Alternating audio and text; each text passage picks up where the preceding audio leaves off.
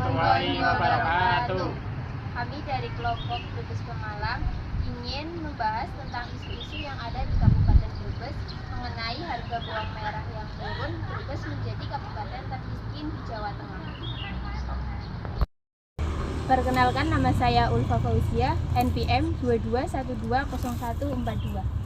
Perkenalkan, saya Elsa Febriana dengan NPM 22120154. Perkenalkan, nama saya Nurintan Septera Sansabila dengan NPM 22120158. Perkenalkan, nama saya Gilang Triasian Darmawan dengan NPM 22120167. Perkenalkan, nama saya Resti Kalpika, NPM 22120182.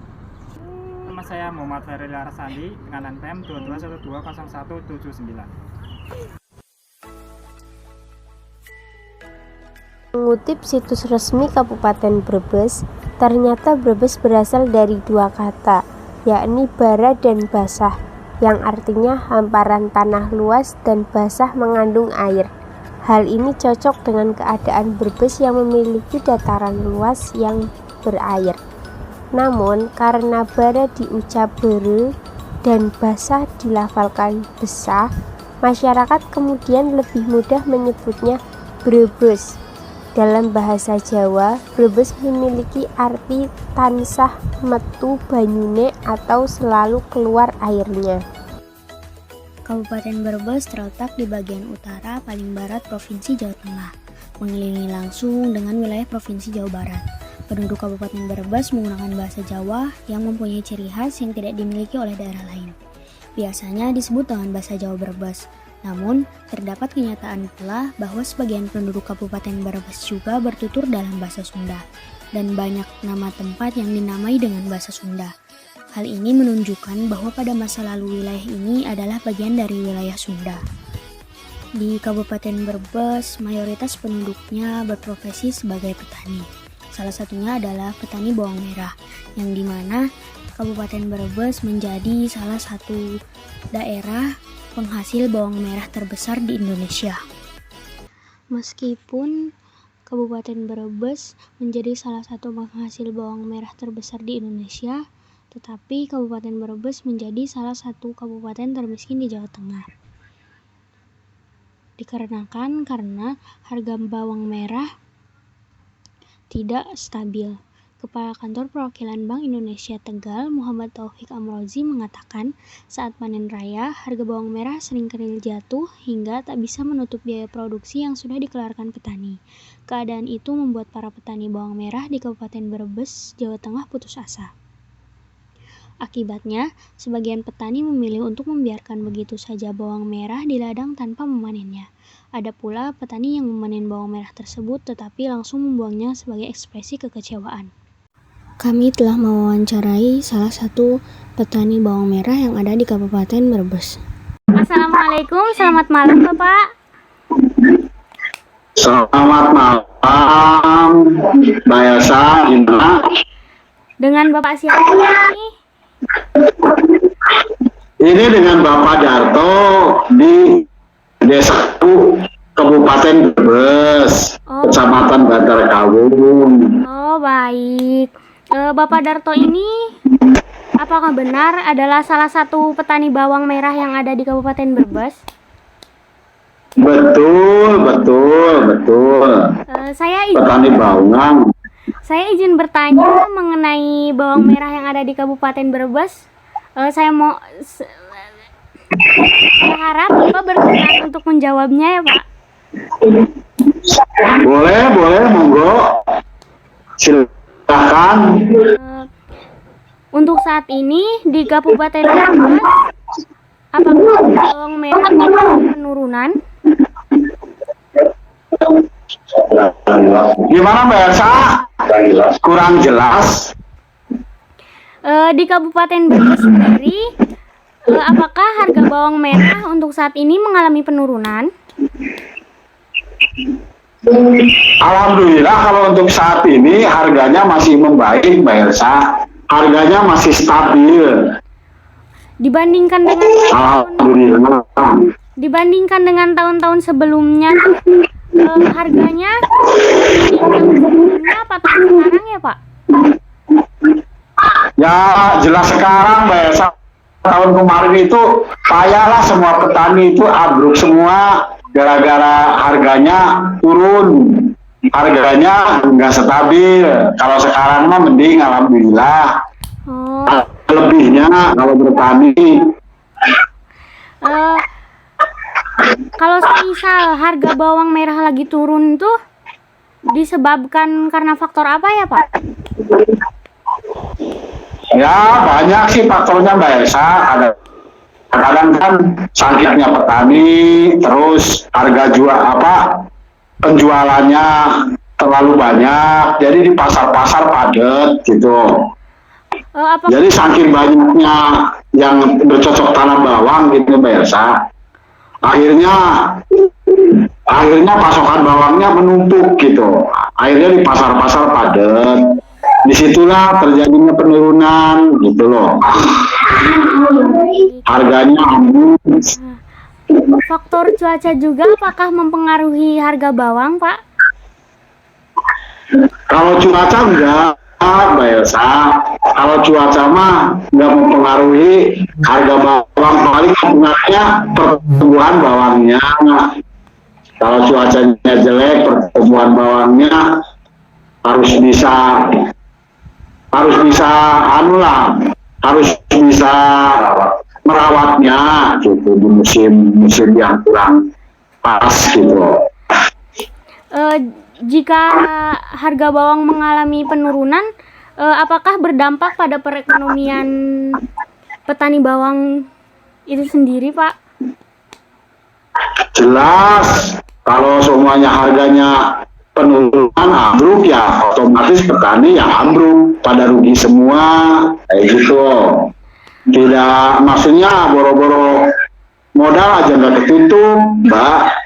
Biasanya Pada rugi semua. Biasanya tuh petani jika harga bawang merah itu turun, apa sih yang dilakukan petani? Apa cari nanam tanaman yang lain atau tetap nanam bawang gitu, Pak? Ya otomatis harus bisa campur sari lah.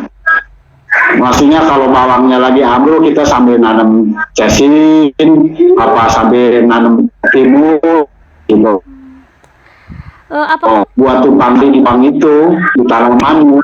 Pemerintah setempat tuh ngebantu nggak sih gitu Pak untuk agar bawang merah tuh lebih naik harganya gitu?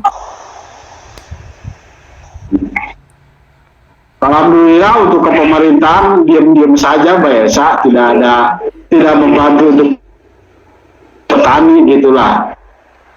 Bahkan tidak pernah ada petani gitu Mbak Elsa. Jadi kalau harga bawang merah lagi turun tuh repot ya Pak? Memang Mbak Elsa ini sinyalnya kurang. Jadi kalau harga bawang repot sekali. Baik Bapak, terima kasih sudah berkenan menjawab pertanyaan-pertanyaan saya. Saya doakan mudah-mudahan harga bawang merah terus naik ya Pak.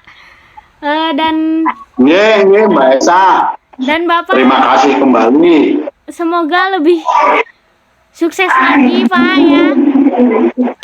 Amin ya robbal alamin. Terima kasih Pak. Assalamualaikum. Sama-sama. Waalaikumsalam warahmatullahi wabarakatuh. Sebanyak 290.660 warga Kabupaten Brebes masih menyandang status miskin. Jumlah tersebut merupakan bagian dari 3.831.440 jiwa berdasarkan data Badan Pusat Statistik Jawa Tengah tahun 2022. Angka kemiskinan Kabupaten Brebes mengalami penurunan dari 314.950 jiwa atau 17,43% dari 2021, berkurang menjadi 290.660 jiwa atau 16,05% sepanjang tahun 2022. Ini adalah salah satu rumah yang terdampak miskin ekstrim yang ada di Kabupaten Brebes. Bupati Brebes Ida Priyanti menilai kemiskinan sebelumnya ikut menyelesaikan kemiskinan lahirnya baru karena anak-anaknya tidak mampu bersaing di dunia kerja. Kemiskinan membuat orang tua tidak bisa memberikan pendidikan dan keterampilan kepada anak-anak mereka. Akibatnya, saat menempuh pendidikan formal, anak tidak dibekali dengan keterampilan atau keahlian. Kondisi ini diperparah dengan pertambahan penduduk yang mendorong meningkatnya jumlah pencari kerja. Persaingan semakin ketat, sementara itu perusahaan yang merekrut tenaga kerja tidak sekedar melihat ijazah pendidikan formal, tetapi juga keterampilan pekerja yang sesuai dengan kebutuhan perusahaan. Untuk mengurangi gap skill ini, ratusan gerakan berskill menjahit garmen dan sepatu. Kami juga mewawancarai karyawan yang bekerja di salah satu PT yang ada di Brebes. Assalamualaikum, selamat sore Mbak. Waalaikumsalam, selamat sore juga. Maaf mengganggu waktunya. Kalau boleh tahu Mbaknya dengan nama siapa dan dari mana? Halimah dari Tegal. Oh baik, Mbak Halimah. Apakah benar Mbak Halimah ini karyawan yang bekerja di salah satu PT yang ada di Brebes? Iya benar. Kalau boleh tahu nama PT-nya apa ya Mbak? Aku salah satu karyawan dari PT Sumber Mas Handajaya. Biasa orang-orang singkat sih SMJ, itu bergerak di bidang produksi sepatu. Oh baik, sebelumnya perkenalkan ya Mbak, saya Elsa, salah satu mahasiswa Universitas Pagari Semarang. Izin bertanya mengenai beberapa hal yang ada di PTS MJ. Ya. Saya harap Mbak Halimah ini berkenan untuk menjawab pertanyaan-pertanyaan yang saya berikan ya Mbak. Yang pertama tuh, apa sih alasan Mbak Halimah ini memilih bekerja menjadi karyawan di PT SMJ tersebut? Ya, pertama ya pasti cari pengalaman dulu ya. Yang kedua ya tuntutan hidup. Pada saat awal-awal mau melamar kerja di PT itu tuh, apakah ada seleksinya terlebih dahulu atau tidak ada sih Mbak? Ada, waktu itu ada 3 seleksi ya. Pertama keberkasan, administrasi, terus ada psikotes, terus yang terakhir medical check up. Itu tuh kalau boleh tahu seleksinya tuh ada yang seleksi ketelitian, apa yang keterampilan gitu tuh dicek nggak sih? Enggak, lebih ke ini aja sih, umum aja. Jadi kayak nggak berat-berat banget. Kan saya pernah mendengar kan Mbak, bahwa di PT itu kebanyakan pekerjanya tuh perempuan dibandingkan dengan laki-laki. Itu benar apa enggak sih Mbak? Kalau itu sih emang benar. Itu karena apa? Karena pekerja laki-laki itu karena kurang teliti atau kurang terampil, jadi nggak banyak di PT itu gitu atau gimana? Kalau teliti ya sama-sama teliti sih kalau menurut aku, cuman lebih ke peminatnya itu banyaknya perempuan. Gitu. Oh baik. Mohon maaf Mbak nih, saya izin menanyakan mengenai gaji. Apakah memenuhi standar UMR yang ada di Brebes? Kalau gaji emang standar UMR Brebes tahun 2023 ini. Apakah bisa untuk memenuhi kebutuhan Mbak Halimah sendiri? Alhamdulillah memenuhi sih. Biasanya tuh ada tambahan upah nggak sih Mbak? Kalau tambahan upah itu lebih ke lemburan ya. Oh berarti harus lembur terlebih dahulu baru ada tambahan upah ya Mbak?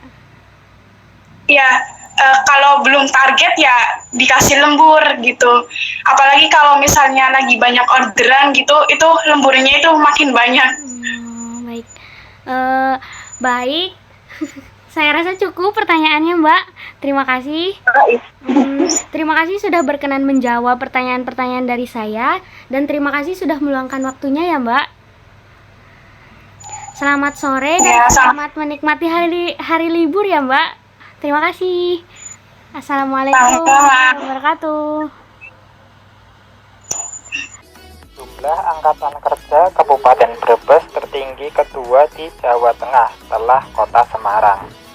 Tingginya angka pengangguran di Kabupaten Brebes belum sejalan dengan optimisme Pemkab Brebes terhadap kawasan industri Brebes atau KIB. Kepala Dinperinaker Brebes, Warcito Eko Putro mengatakan, meskipun banyak peluang kerja di Kabupaten Brebes, namun kebutuhan tenaga kerjanya mayoritas adalah perempuan, terutama tenaga kerja yang dibutuhkan oleh industri pabrik. Banyaknya pengangguran yang mayoritas laki-laki ini disebabkan salah satunya adalah mayoritas pabrik di Kabupaten Brebes membutuhkan tenaga perempuan. Alasannya, perusahaan menganggap mereka lebih teliti dan detail dalam bekerja di sektor industri garmen dan pabrik sepatu. Demikianlah beberapa hal yang bisa kami sampaikan. Sebelumnya kami mohon maaf yang sebesar-besarnya kepada penonton sekalian apabila dalam penyampaian tadi mungkin ada kesalahan kata atau beberapa pernyataan yang menyinggung penonton sekalian. Kami ini hanya manusia biasa yang tidak luput dari kesalahan. Assalamualaikum warahmatullahi wabarakatuh.